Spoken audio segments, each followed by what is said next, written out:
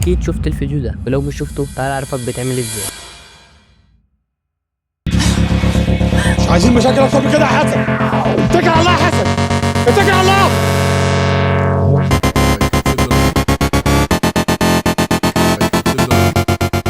اول حاجه هنعملها بعد ما كتبنا النص وضفنا اللقطات، هنيجي ندوس على اي كلمه في النص وندوس على التأثيرات، اضافه تأثير، ونجيب تأثير توهج الحواف. بعدها هنيجي عند طمس ونخليها 1%. بعدها هنيجي اضافه تأثير، بعدها توهج ناعم. بعدها هنيجي عند انتشار ديت نخليها 0.1.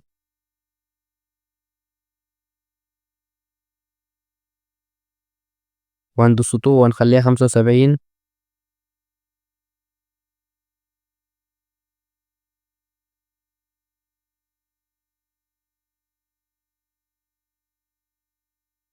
بعدها هنيجي عند التباين ونخليها 3%. وهنيجي عند براز ونخليها 28%.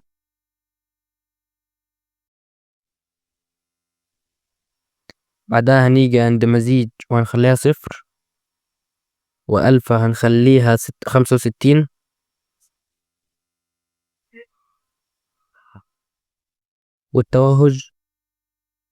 والتوهج الخارجي اللي هي الأخيرة ديت هنخليها 5%. بعدها هنيجي نطلع وندخل على تأثيرات تاني ونضيف التواء كسوري. بعدها هنيجي عند الحجم وهنخليها 0.10.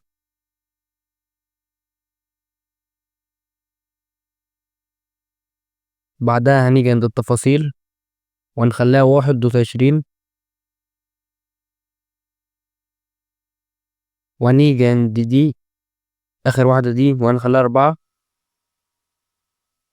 وهنيجي بقى نطلع عند أول واحدة خالص وهنضيف كي فريم وهنشده في الأول خالص. وهنيجي نضيف كي فريم تاني وهنكتب 5000 في الكي فريم التاني وهنشده للآخر. بعدها هنيجي وندوس إضافة تأثير. بعدها هنيجي نجيب تلاشي. بعدها نيجي ندوس على 3 نقط ونسخ التأثيرات. وبس كده تكون عملت تأثير الإضاءة اللي على النص.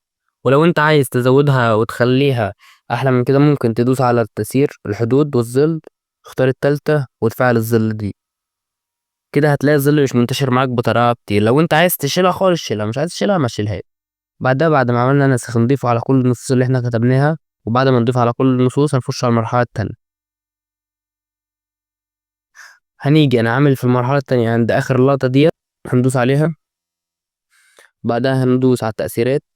انا عامل تأثير تدوير ضبابي. اول ما نيجي هنضيف كي فريم هنا كده، وهنيجي نضيف كي فريم في الاخر وهنخليها 6. هنخلي الكي فريم التاني 6. وبرضه هنجيب تأثير تقسيم بريبي وهنختار حرف الار. وهنيجي عند القوة هنخليها في الأول، في أول كي فريم هنخليها 0، في الآخر هخليها و6. نيجي للمرحلة التالتة وهي مرحلة اللقطات. بعد ما ضفنا اللقطات فوق بعض وظبطنا أماكنهم هنيجي عند أول لقطة خالص وهندوس على التأثيرات وإضافة تأثير. وهنيجي ندوس على اللون والإضاءة. وهنيجي ننزل تحت خالص ونختار تأثير لون سادة بذات قياسية. هندوس على ألف الأول ونعمل كي فريم ونخليه 0. بعدها هنيجي نعمل كيف تاني ونخليه 100. وهنيجي نخلي اللون نخليه أبيض. وهنخلي بقى الكي فريم اللي فيه 100 في أول الفيديو خالص، والكي فريم اللي فيه 0 بعده بسنة بسيطة كده مثلا، هيكون بعده بحاجة بسيطة كده عشان يديك الطابع ده.